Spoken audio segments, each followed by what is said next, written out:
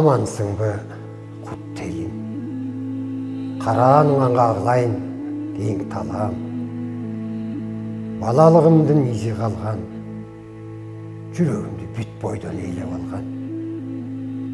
Бассам тұрсам, еш есімен кетпеген. Енді қаным тамған, кереге таш айылым. Көптен бері саға келсем бі деп, еш қолым бошы ғой. Мына, еме мүнтіп келіп отырам. Жылан айлақ чұңқап жүрген бала кездер.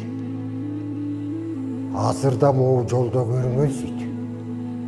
Жүрген бақтылы балалықтың кездер емес. Татал соғыш мезгілінде атаңдың орнына бір чоң үй бүлігі баш көз болып, қолқазудың ішінен қалбай егін егіп, орып жиынап, суғатта күні түн іштеп, чөп чаап, жө жалаңдап мал қайтарып, құрсағың ашқа мектепте оқыған кез. Жаныңды батырған ашаршылық, ендіріңді кескен жоқшылық. Балалығы соғыш мезгіліне тұш болған. Балдардың башына келген чоң мүшкіл ішелі.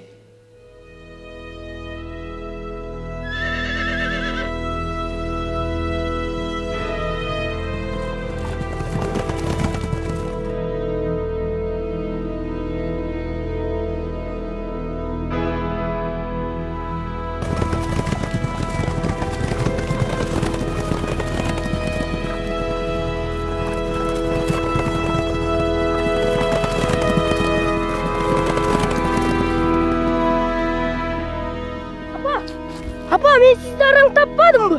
Апа, айылда қатуды болу ұрып, чақалап жан жады. Түмелеч, селда жүріп кетпеді, апа. Мен сізді араң таптым, апа. Апа дейім. Апа ке? Апа дейім. Апа, аябай су болыпсыз. Апа, орып қаласыз. Тұрыңыз, апа. Тұрыңыз, жүріңіз кеттік, апа, үйге. Апа дейім. Апа ке? Oğlum, uylарды саап, тоодон ылдый түшүп келе жатсам, могу маңдайдагы кыядан тайгаланып, жыгылып түшпөдүмбү? Бир чака сүтүмдү төгүп алдым. Эми балдарым эмне ичет? Ансыз деле ачкалыктан ак шишик басып, ооруп турат алар. Мамбет, эми бөбөктөрүң эмне ичет? Алда таш боор тагдыр-ай. Мен аябасаң аябай эле кой. Үйдөгү жөжөлөрүмө ырайым кылсаң боло. Апа, болду кайгырбачы. Согушта жакында бүтөт. Атам келет. Биздин жашообуз сөзсүз жакшырат, апа. Мен силерди аябай сонун багам, апа. Жүрүңүз үйгө кеттик. Агылайын балам. Келечекте сен чоң адам болосуң.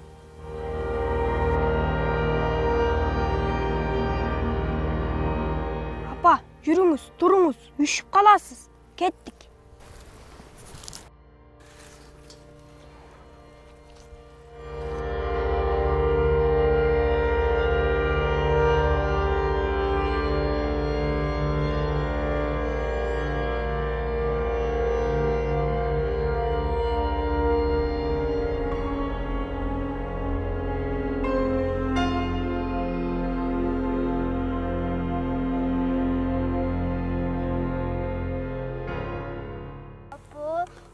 Бет ашқол.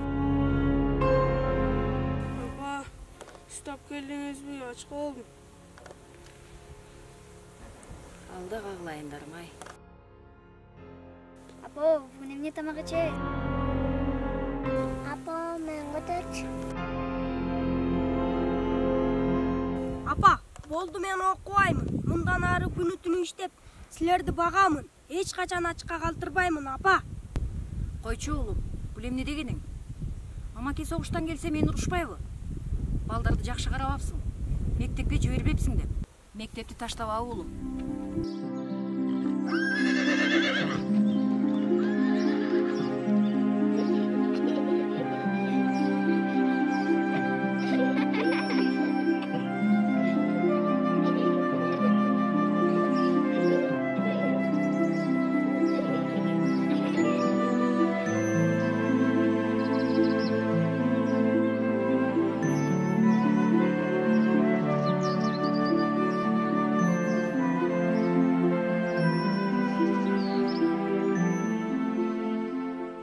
Бул дөбөдө кимдер турат десе, биздин колхоздун мыктылары тизилип алган тура.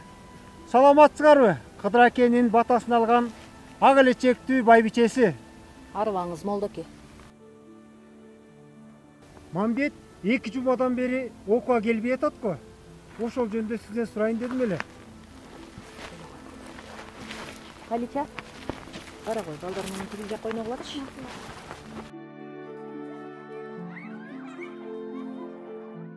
Сиздин уулуңуз Мамбет сизге окшоп мыкты иштеп, эл ыраазычылыгына ээ болду да. Сүйүү каты элек жаш бала болсо дагы ишке келгенде чоң адамдардын ишин кылат. Азаматсың Мамбет. Бирок ушу окууга келбей атканың абдан өкүнүчтүү болуп атат. Ошонун себебин билейин деп сиз менен кезигейин дедим эле. Уулум жөнүндө айткан жылуу пикириңизге рахмат. А бирок окуусунан калганын билбептирмин.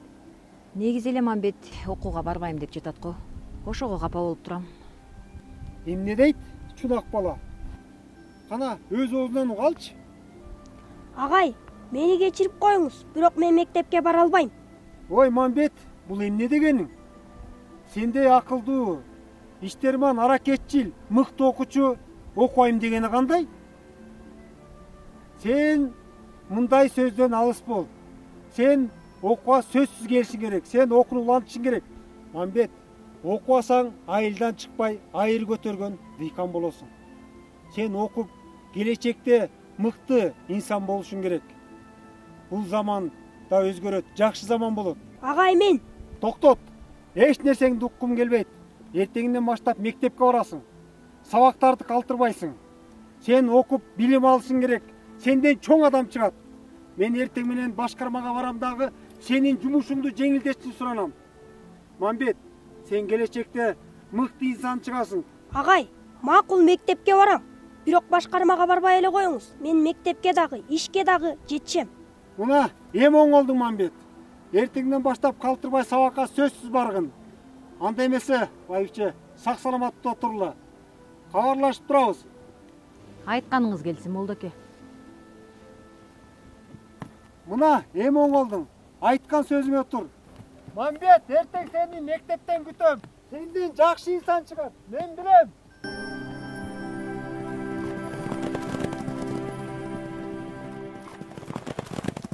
Мен ушул даражага жетпегенге себепчи болгон Касымбай агайыма ыраазымын. Мектепти үлүктү аяктап, мединститутка окууга өттүм. Көптөгөн кыйынчылыктар болду. Баарына чыдадым. Баарын жеңдим. Орусча да, нет деген сөздү гана билебиз. Ага карабай орус тилин жаттайбыз. Бир аз эле чырым эти окута албасак, жалаң окуу жана окуу. Согуштан кийин да оорчулук, ачарчылык кетпеди. Талон менен нан алчубуз. Каникул учурунда айылга келип иштеп кетем. Акча таап бир сыйра кийин тамак аш алыш үчүн ата-энемди, туугандарыма да жардам берип кетем. Бир жолу келсем, кичинекей карындашымды алыскы туугандар ыракы жайлоого алып кетишиптир. Санам тынчыбай артынан издеп бардым. Көрүп алып сеним кейди. Жүрөгүм канталады. Кичинекей кызга эшек мингизип элүүдөй уйду бактырып коюшуптур.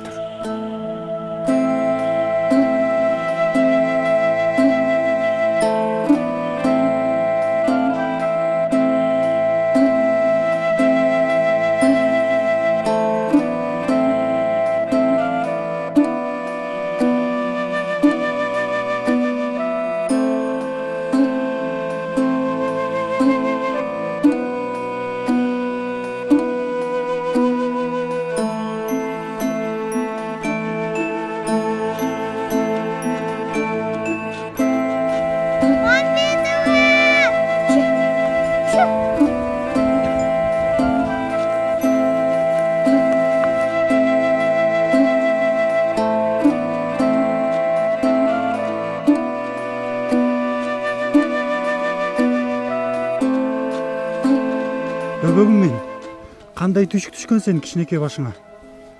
Өзүң кичине болуп алып, ушунча ойду кантип багып атасың? Ооба Мамбетова, башында абдан оор болчу. Өзгөчө ойлор сайгактап кеткенде, эшек менен кууп жете албай ыйлачумун. Бир ужу болсо башымды жуулуп салабы деп коркомун. Азыр көнүп калдым. Күнү түнү тилегем. Мамбет агам Фрунзеден келсе экен дечүмүн. Акыры Кудай үнүмдү угуп, сизди жибердиби, абаке? Ооба кичинекей. Ар дайым түшүмө кирчисиң. Сен дегенде окумду бүтөөр менен, түнү менен чыктым. Үйгө да барбадым. Сени издеп келдим кичинекейим. Мени өзүңүз менен алып кетесизби? Ооба мен бөгөгүм. Ооба кичинекейим. Мен менен шаарга кетесиң. Чоң шаарга кетесиң. Мектепте окуйсуң. Мен сени чоң шаарга апарам. Мына мага окшош врач болосуң. Ай, чын эле абаке ой. Кандай сонун. Эмесе кеттикпи аба? Ооба бөгөгүм. Кеттик бөгөгүм, кеттик.